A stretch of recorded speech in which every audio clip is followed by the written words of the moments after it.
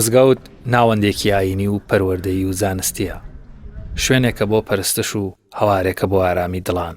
ئاوەڕ لە مێژووی بنیادنانی مزگەوتەکانی کوردستان دەدەینەوە، لە ڕۆڵ و کاریگەریان لە ڕابردوو ئێستادا، لە پێگەیاندنی زانایانی ئاینی و چارەسەرکردنی گرفتی سیاسی و کۆمەڵایەتیەکان.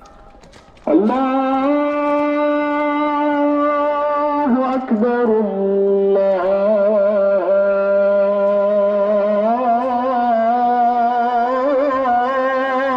أكبر.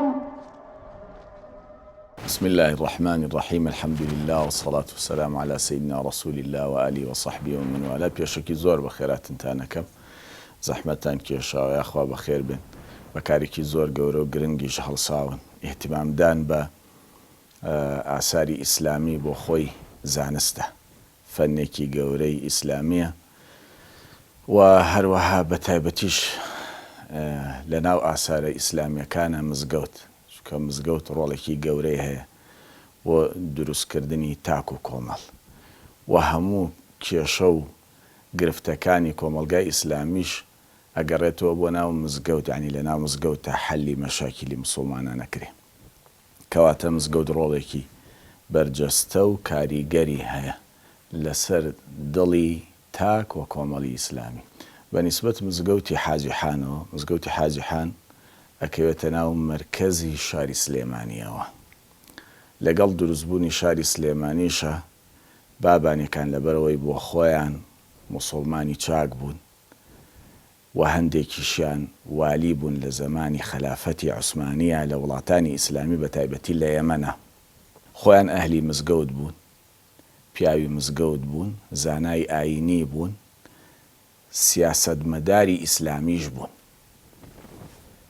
ئەگەر وا نەبوونیانەیە نەتوانی شارێکی وەها مێژوویی دروست بکەن، شارێکی وەها زانستی و پڕ لە ڕۆشنبیری و ڕۆشنبیران دروست بکەن. لەبەر ئەوە زۆر گرنگیان بە مزگەوت داوە. لەگەڵ بیرکردنەوە لە دروستکردنی شاری سلێمانی بیریان کردوێتەوە کە قوتابخانەیەکی گەورە دروست بکەن. سەرەتا دەستیان کردو بە دروستکردنی مزگەوت، مزگەوتی بابانەکان کە مزگەوتی گەورەیە، ئێستا ناسراوە بە مزگەوتی حەزرەتی کاکە ئەحمەدی شێخ. بۆیە مزگەوتی گەورە و مزگەوتی بابانەکان لە شاری سلێمانیە ناوی حەزرەتی کاکە ئەحمەد بە تەواوەتی دابڕا بەسەریا، چونکە حەزرەتی کاکە ئەحمەد لە پاش وەفاتی باوکی حەزرەتی شێخ مەعروفی نۆدەیی کە مدەڕیس بووە لە ناو مزگەوتی گەورە، پێشتریش لە لای بابانەکان لە قەلاچۆلان مدەڕیسی بابانەکان بووە. حەزرەتی کاکە ئەحمەد هەم تەدریسی هەبووە، هەم ئیرشادی طەریقەتیشی هەبووە، چونکە مرشیدی طەریقەی قادری بوو، پاشانیش طەریقەتی نەقشبەندی لەسەر دەستی حەزرەتی شێخ مەولانە خالیدی شارەزووری نەقشبەندییا وەرگرتووە.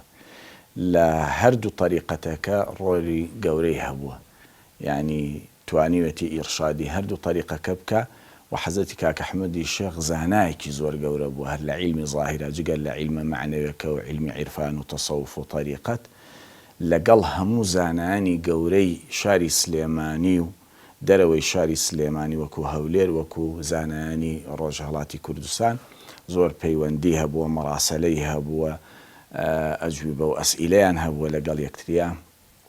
لەبەرەوە ناوی مزگەوتی گەورە و مزگەوتی بابانەکان لە شاری سلێمانیە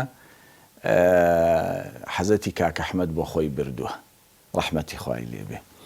جا بابانەکان بیریان لە دروستکردنی مزگەوت کردوتەوە لە کاتێکا کە بیریان لە دروستکردنی شاری سلێمانی کردەوە و شاری سلێمانیان لە خەیاڵی خۆیانە نەخشە سازان کرد. هاتن مزگەوتی گەورەیان دروست کرد و لە پەنا مزگەوتی گەورەیە قوتابخانەیەکی گەورەیان دروست کرد و زاناترینی زانایانی عەسری خۆیان هێنا کە حەزرەتی شێخ مەعروفی نۆدەیی بوو، کردیانە مدەڕیسی باریعی ئەو مەدرسەیە.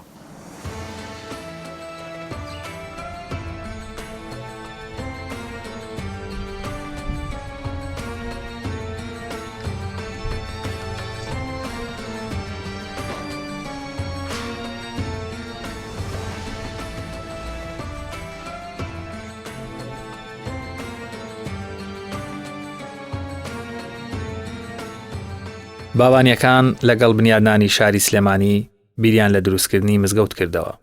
هاوشانی میرانی ڕۆژگار، زانایان و خواپێداوانی ڕۆژیش مزگەوتگەلێکی نوێیان لە شارەکەدا دروست کرد.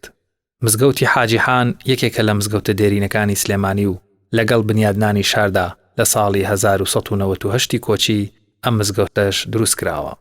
حاجی حان یان حاجی ئەحمەد یەکێک بووە لە دەوڵەمەند و بەخشندەکانی قەلاچوالان. لەگەڵ گواستنەوەی شاردا ئەویش بنە و بارگەی بۆ شاری نوێ گواستەوە و لەگەڵ نیشتەجێبوونی لە شاری سلێمانی مزگەوتی دروست کردووە. شوێنی مزگەوتەکە ئەکەوێتە نێوان سەرا و گوندی مەڵکەندی، کانی و کارێزی تێدا بووە و لەگەڵ مزگەوتەکەدا خوێننگەیەکی ئاینی کردوێتەوە و مدەڕیسی باشی بۆ دابین کردووە. زۆرێک لە شاعیران و زاناکان لە مزگەوتەدا وانەیان خوێندووە. طبیعی پێش دروستکردنی شاری سلێمانی بابانیەکان لە قەلاچۆلان دانیشتوون. عاسیمەی ئەمارەتەکەیان قەلاچۆلان بووە و گەلێ پیاوی گەورەی دەوڵەمەند و زانا و بیرمەند لە دەوریان بوون. یەکێک لەوانە حاجی ئەحمەد بووە کە خاوەنی ئەم مزگەوتەیە، مزگەوتی حاجی حان. حاجی حان، حاجی ئەحان وردە وردە هەمزە فەوتاوە بۆتە حاجی حان. پیاوێکی دەوڵەمەند بووە، زۆر نزیک بووە لە پاشایانی بابانەوە. لە قەلاچۆلان مزگەوتی خۆی هەبووە، مەدرسەی خۆی هەبووە، ئەو قافی خۆی هەبووە بۆ مەدرسەکە. کاتێک کە لەگەڵ بابانەکانە هاتووەتە شاری سلێمانی، طبیعی هاتووە و ئەم مزگەوتەی دروست کردووە. لەگەڵ دروستکردنی مزگەوتەکەیە قوتابخانەی ئاینیشی دروست کردووە، واتە حوجرە. مدەڕیسی تایبەتیشی هەبووە ئەم مەدرسەیە. حاجی حان هەم مەصرەفی مزگەوتەکە و حوجرەکە و فەقێکان و مدەڕیسەکەیشی کردووە. چەندەها ماڵی مەوقوفەیشی هەبووە ئەم مزگەوتە کە وەکو ماوەسامەلا محەممەدی قزەڵجی لە کتێبەکەی ئەفەرمێت لە تعریفی مزگەوتەکانی سلێمانی و مەدرسە دینیەکانی سلێمانی ئەفەرمێ لە دوایی ئەوردە وردە بەهۆی گۆڕانکاری دنیاوە و جیهانەوە کە تێکچووە، ئەو ماڵە مەوقوفانەی هەموو مزگەوتەکان نەک لە هەر سلێمانی بەڵکو لە هەموو شارە ئیسلامیەکانە لە دنیاە کەوتە بەر دەستی زاڵەمە و ئەو مەوقوفاتانە فەوتان. ئەینا هەموو مزگەوتێک، هەموو مەدرسەیەک ماڵی مەوقفەی خۆی هەبووە و حاجی حان بۆ خۆشی قەناتێکی ئاوی لە گۆیژەوە ڕاکێشاوە بۆ ئێرە کە بەداخەوە ئێستا دزراوە، ئەو قەناتە ئەوە براوە وشک نەبووە. تەرتیبێکی جوانیش کراوە لە ناو مزگەوتە، شوێنەواری هەرماوە، بەڵام ئاوەکەمان لێ بڕاوە.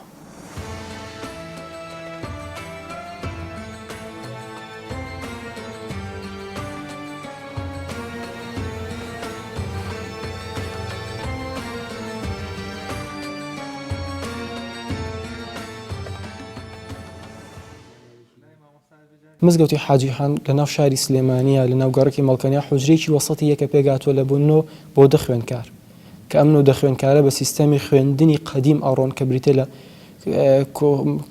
کۆکراوی هەر 12 عیلمەکە. بەو سیلسلەیە کە زمانی کۆن هەبووە، ئێستا و سیلسلەیە ئەخوێنرێ و عیلمەکان ئەو خوێنکارەکە وەری ئەگرێ لە مامۆساکان. بۆ سیستەمی مانەوەشی وەکو مانەوەی قەدیم خوێنکارەکان نەک وەکو مانەوەی زۆر قەدیم کە خواردن کۆکرایەوە، خوێنکارەکان هەموو ئازوو قەوشتیان لە متبەق و ژووری خۆیان تایبەتیان هەیە کە ئەم خواردنوشتیان خۆیان ئامادە ئەکەن و بە شێوازێکی ئاسایی ئەژین.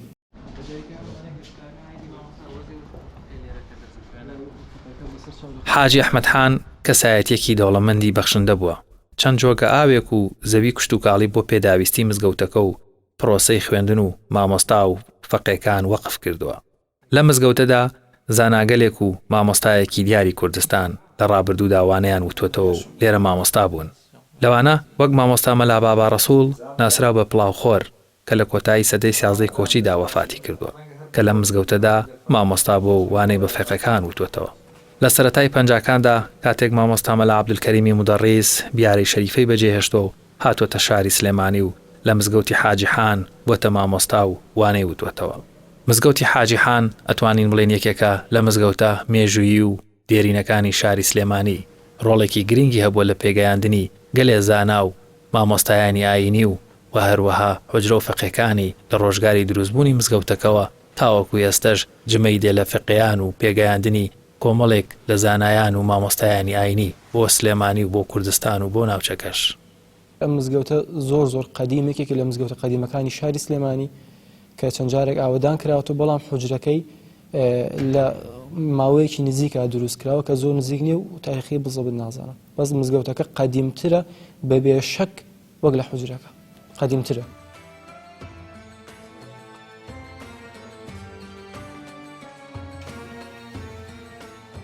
سەرەتای دروستبوونی مزگەوتەکە و مەدرسەکە ئەگەڕێتەوە بۆ ساڵی بە پێی ساڵی کۆچی 1998 بە پێی ساڵی زاینی 1970 زاینی دروست کراوە. لەگەڵ دروستکردنی مزگەوتی شاوەکو وتم حوجرە دروست کراوە، چونکە لە کۆنا مزگەوت بەبێ قوتابخانە نەبووە. قوتابخانەی ئەو وەختەش پێی وتراوە حوجرە و هەموو زانستێکیشی تیا بووە، هەموو زانستێکی ئەو سەردەمەی تیا بووە، هەموو ئەدەبیات و سەقافەتێکی تیا بووە. بە معنای کەلیمەش خوێنەوار لە حوجرەکانە پێگەیشتون. ئەم مزگەوتەیش زانا و وانەبێژی زۆر گەورەی تیا بووە، ئەوەی کە زۆر دیار بوو بێ لە ئەو سەردەمی کۆنا مامۆستا سەی بابە ڕەسوول بووە کە مەشهوور بووە بە مامۆستا سەی بابە ڕەسوولی پڵاوخۆر. گرنگی بوونی حوجرە گرنگێکی بنەڕەتی زۆر ئەساسی مهمی هەیە، چونکە حوجرە بریتی لە کۆکردنەوەی هەموو ئەو عیلمانە و کۆکردنەوەی مامۆستاواتە مدەڕیس، کۆکردنەوەی خوێندکار لە شوێنێکی دیاریکراودا.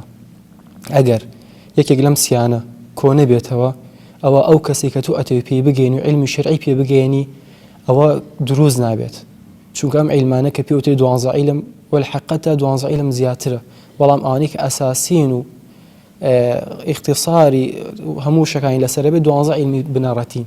ئەم 12 عیلمە تۆ ناتوانین نەفرە دروستکەی کە لە خلالی خوێندنی کە منهەجی کۆن تقریبا مەولەوی شاعیر 15 ساڵ خوێندوێتی، چەندها مامۆستا بینی و تقریبا 15 ساڵ خوێندویانە، لێسا کە کەم بۆتە بۆ 8 ساڵ بۆ 9 ساڵ یان بۆ 7 ساڵ 6 ساڵ. لێرە تۆ ناتوانانی لە خلالی ئەوەنەیە نەفرێک کۆ بکەیتە بۆ سێنی لە شوێنەکە و مامۆستای بۆ تەرخام بکەیت و منهەجێکی پێ بڵێ بەو کاملیە. حوجرەکان بەو 12 عیلمەی کە هەڵی گرتووە فەقەیەک پێ ئەگەێنێ کە بتوانێ شارەزا بێ بە منقولی شەریعەت یان بەدین و لەگەڵ معقولە. ئێستا زۆر مەدرسە هەیە تەنها حیفزەکەن، یان زۆر کەس هەیە زۆر شوێن تەنها گرنگی بە لایەکی عیلمەکان ئەدەن کە هەر 12 عیلمەکە لە مەسائلی شەرعیە هەرێکە و لە شوێنی خوا ئیشی خۆی ئەکات. بۆیە لە حوجرەکان لە عەقیدەیەکی وەسەطیە، لە فکرەیەکی وەسەطیە هاتوون فەقیهان پێگەیاندووە و هۆکاری خزمەتکردنی خەڵک بوون، خزمەتکردنی خەڵک و شەریعەت.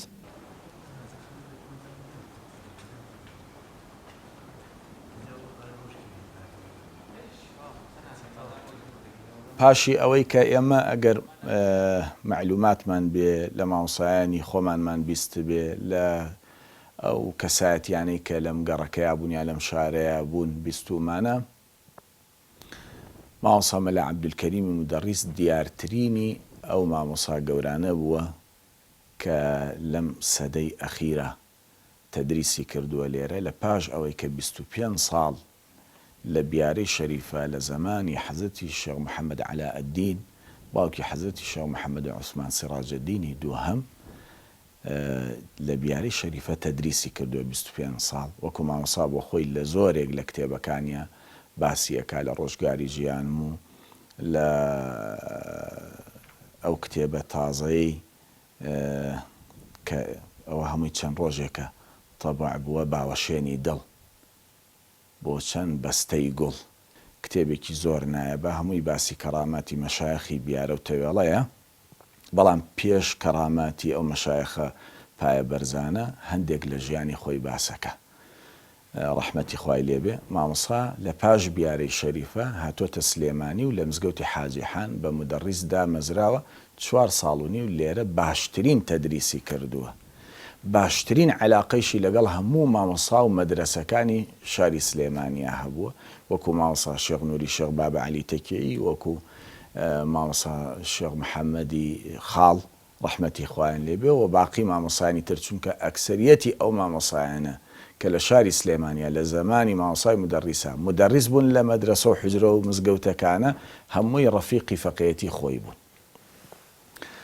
لا يزال ئەم مەدرسەی حاجیحان هەر فەقێی تیا بووە، مدەریسیشی تیا بووە، مامۆسا مەلا ئەبوبەکری وەجاخی تیا بووە. لە دیارترینی مدەریسەکان مامۆستا شێخ محەممەدی قەرەداغی بووە ڕەحمەتی خوای لێبێ، مەشهور بە خەتیبی گەورە کە پاش ئەوەی لێرە هەڵکەندراوە چۆتە مزگەوتی گەورە و لەوێ خەتیب بووە و ئیمام بووە و مدەریس بووە و دەستێکی باڵای هەبوو هەم لە ناو حاجیحان هەم لە مزگەوتی گەورەوە بۆ هەموو خەڵکی شاری سلێمانی کە ڕۆڵی گەورەی مامۆستا خەتیب بە ڕەحمەت بێ نابێون بکرێ و لە بەرچاومان لاچێت.